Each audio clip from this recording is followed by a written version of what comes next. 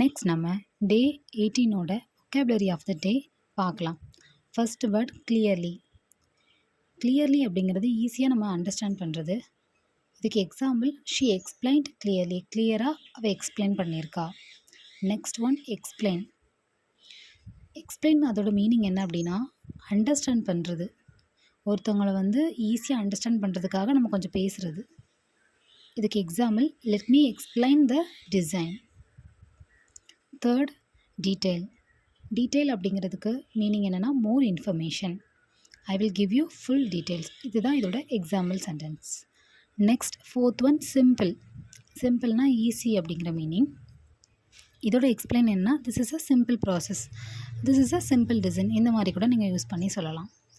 Fifth one confuse. கன்ஃபியூஸோட meaning என்ன அப்படின்னா அவங்களுக்கு அண்டர்ஸ்டாண்ட் பண்ணுறதுக்கு கொஞ்சவே கஷ்டமாக இருக்கிற மாதிரி.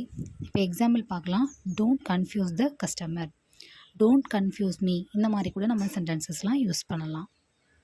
ஸோ டே 18ஓட vocabulary ஆஃப் த டே பார்த்தாச்சு. இந்த 30 days இங்கிலீஷ் ஸ்பீக்கிங் சேலஞ்ச் அப்படிங்கிறது ஒரு பிகினர்ஸ்க்கான கிளாஸ் தான். ஸோ எல்லாமே சிம்பிளான ஃபார்மேட், சிம்பிளான மெத்தட்ஸ், சிம்பிளான வேர்ட்ஸ் தான் உங்களுக்கு லேர்ன் பண்ணுற மாதிரி இருக்கும்.